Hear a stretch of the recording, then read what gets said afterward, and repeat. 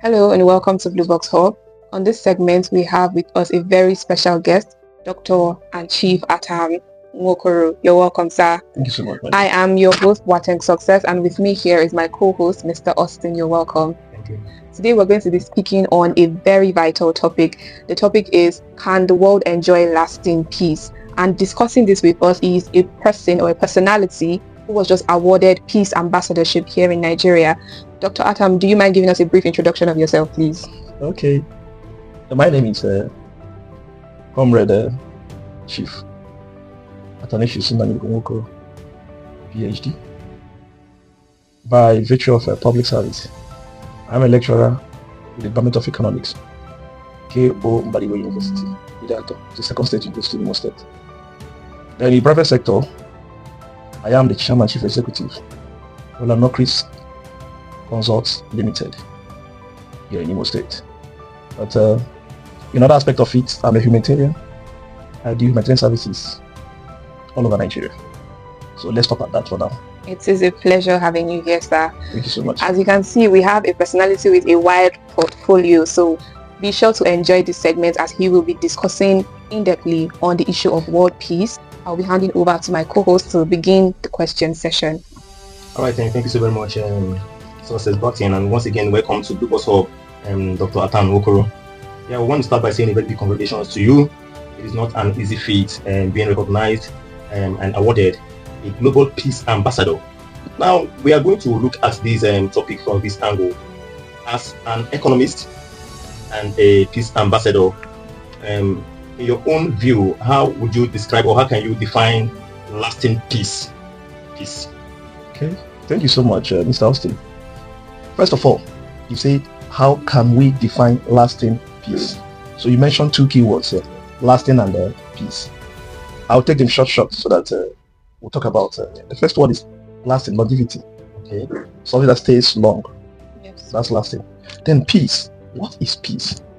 To a common man, when you talk about peace, it's a state of calmness, a serenity, devoid of conflict. It has about three major aspects. We'll talk about the fourth one. The first one is inner peace. Christ, when he was about leaving, said, I eat bread. I said, I give you peace. My peace I give you. That's the first peace, the inner peace. That's the one you talk about. Because it's from the personal peace we talk about social and the community. Then that inner peace is what? What do you think that makes someone commit suicide? Lack of inner peace. Because it leads to depression. It's either up or down. When it is down, it leads to depression. When it is up, it makes someone to get temperamental at any sniper's finger. This pie gets hot. That person lacks inner peace. If you have inner peace, something happens, it's a peace. Allow it to hold. Allow it. You're just sustaining peace. You're trying to make it calm down. That's the first aspect of peace. Second one is social peace. How do people relate? How do they socialize? Relationship between one and another. That's what we're here. If we're not on good terms in terms of being peaceful, you can't call me to come and I'll come. I'll be scared. Sure. So there's no conflict here. So that's why I can walk out quietly and meet people, say good morning, sir, good morning, sir. How are you doing? It means it's a social peace. Then community peace has to do with how do we relate as let me use Imo State for instance.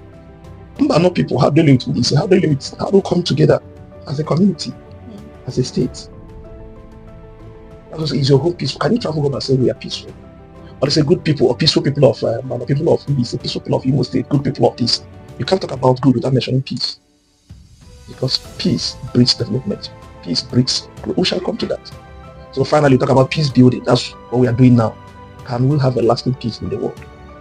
Thank you very much, sir, for answering that so in-depthly.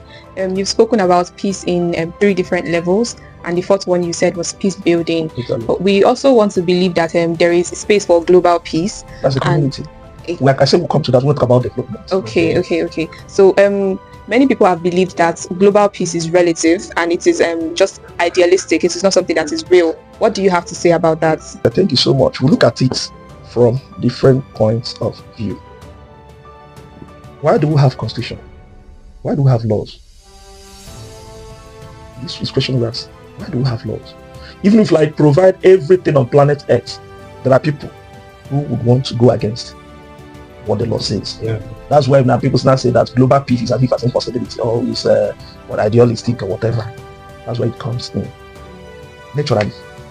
once you have people together, there are people, their own joy comes from causing problems and causing confusion.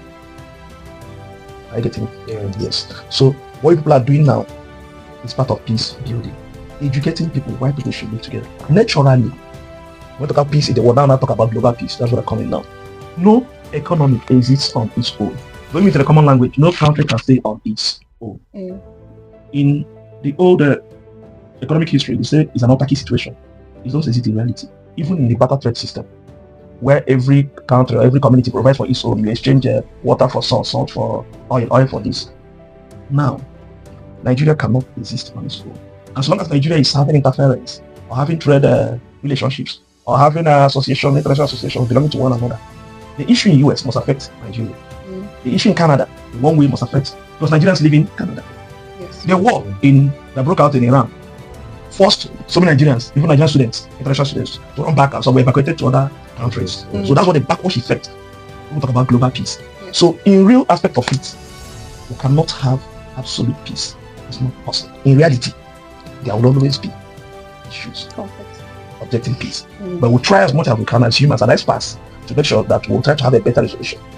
So listen, the problem of could you just give us a comprehensive insight on some of the factors that threaten global peace? You know, there are some crises that erupt naturally. If there's a volcano in Cameroon, let's say northern Cameroon now, some part of Nigeria that have shared boundaries are already affected. Hope you know. Sure. Such things leads to famine. First thing in life, first necessity of life, food, water, clothing, and shelter. Once any of them is affected, first of all, food. So once there's food crisis, it touches the whole world. I get it. So like in Nigeria, there's this emergency agency. That's why they don't work. We hear them. They charter every year. They give you budget on this. Yeah. Such things are created to help in such situations, because naturally some crisis can come as a result of a natural occurrence. You can't stop it. If there's volcano here now, we don't really experience it in the month I hear a little of it. You know what I mean by volcano? Yes. Well, if there's a very what do you call that? In a high wind, hurricane. If it comes here, there's nothing you can take the whole of Owerri, collapse it in 1 minute. I get it. It's nobody's cause. That is climate change. Exactly. It's part of climate change. Are you getting it? So it can trigger. Then this one, geographical tension, is part of it too. We stay in this place for the past 3 years, no rain. There's crisis already. Are you getting it? There's crisis already. And everybody believes in government. If the government fails to supply water to the people, there's already crisis. Then, thirdly, there are people. As we are here now, planning on how to maintain peace. And trying to build a lasting peace, as we call it. Peace in the world. Global peace. There are people training others to cause confusion. Training others to go and kill. We will understand what it means to finance such acts. Now, education. I'm going to do 2-3 things at a time. Education. World Trade Center was there in 11/11. We heard of it. What happened? 3 pilots.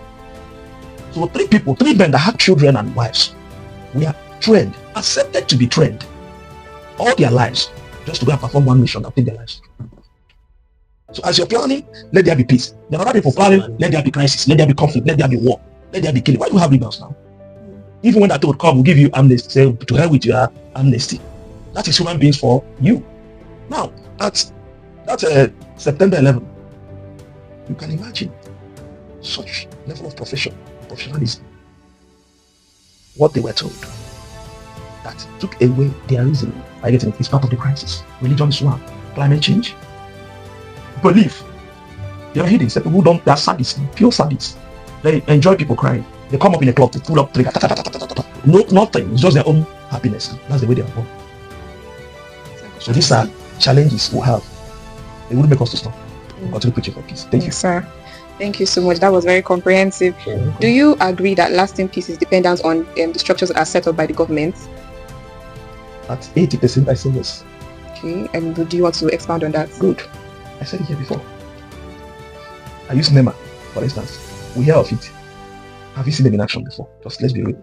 I think the last time I saw NEMA intervention was during the when Bayelsa State was submerged by water. Although the intervention was mechanical, though. God bless you. God bless you. I was there in Bayelsa when it happened. It was mechanical. Now, what are the structures on ground? This is one question he asked. There's no plan. Most times, what we do is just a way to the time on from government budget. That's what our government agencies do. There's no structure. I teach economic planning, and the major aim of economic planning is to achieve economic development. And development is growth, sustenance in growth, as well as the well-being of the citizens. It's encompassing. And peace is what breeds all. You cannot invest in an insecure environment. I get what I'm saying? Yes, sir. Let me digress a little as we come back to what I'm saying, because of what I'm saying, lack of structures.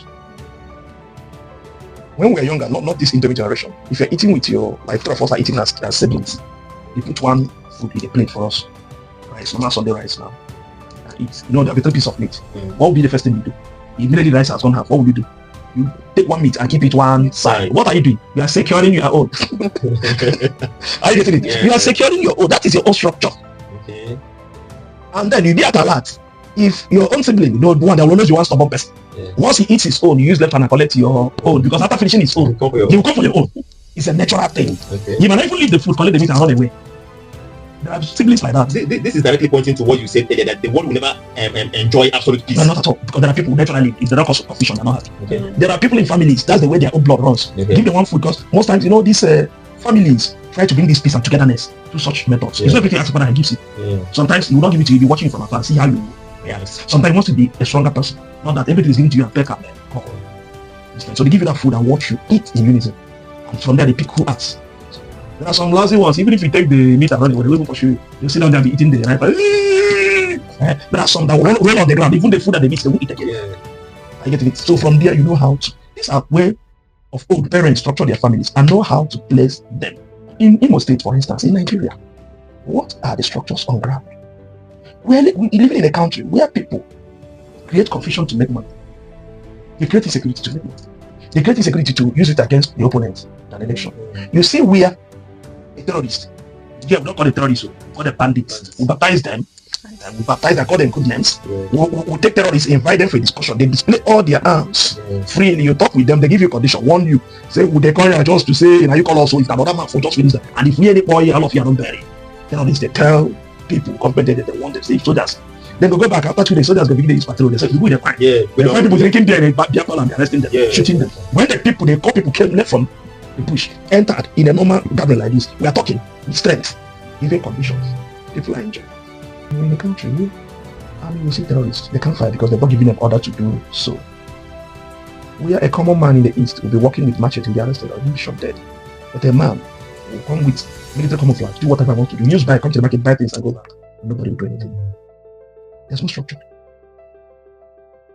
And Bible says, when the foundation is destroyed, what can the righteous do? So these are the major factors we are seeing. Now, how can societies build resistance to such crises, so some of the cultural crises, religious crises, and political uprising that are pointing towards conflicts? You've cited, I can even give some instances. The way we manage these issues in the South Asia is quite different from the way it's managed in the North. Now, how can we go about building a balance and resistance towards ensuring that this issue of peace, to an extent, is sustained? First one is dialogue and diplomacy. That's the first one. Dialogue. When you notice that we are having issues with Benue people, they have people they listen to, no matter how you look at it. That's the first approach. We call it roundtable discussion. That roundtable discussion is dialogue, using diplomacy. You don't just dialogue, you might be the target. So they can call you and waste it. That's another pattern of war. But when there's diplomacy, when you dialogue, discuss how do you do this, then get to the root cause. What really caused the crisis? It could be like there was a time somebody did a cartoon or whatever, what they call that thing, of Muhammad, and they used it to kill people in Kano State. Yeah. You know, ask what's the correlation? If there was an incident too, a man had saw somebody that was praying and asked him to leave. He didn't know that the man was praying. They killed him on that day. Even when the man was told that these people were, he didn't take it seriously. Such little things, a little dialogue can stop it. Because we are living in a very volatile society, mostly in the north. Here, we do a little, I don't care. But what has to do with communal issues, Hausa community, Igbo community, and all this, you know that our reasoning are quite different. Yes. So when you dialogue, you know the root cause. You now do conflict prevention. So that such thing will not occur. And you leave to the last one. That is conflict prevention. With this, They're doing peace building. And the last thing I want to do. This has been very comprehensive, and I am very sure our viewers have learned so much from having you on this show. Thank you so much. Yeah. Finally, we want to know, what personal message do you have for the listeners? What can you give them to take home? How can they take responsibility in peace building, as you have called it? I'm ending the way I started. Because the first thing I mentioned is personal peace, which I call the inner peace. Yes. So from the last things I said here, whatever we know that can cause conflict, let us try as much as we can to minimize it. Let us keep as a group of people, peace ambassadors. Because it mustn't be given a word for you to be a peace ambassador. As long as you preach peace, you are an ambassador of peace action. So we keep telling the government, do what you can. We keep telling individuals and corporate bodies, do what they can. Finally, as an individual, how peaceful are you? Go on with this word. If you talk peace, act peaceful. Thank you so much. It's been a wonderful time out here with Dr. Chief Comrade Atan Nwokoro. And it's still Blue Box Hub. We are begging our viewers to like our page, share, comment, add your views, and we promise to always give you the best here in Blue Box Podcast. What's in? Thank you very much for joining us. We are closing, and as you have heard, don't forget to like, follow, and leave your views in the comment section. See you on the next one.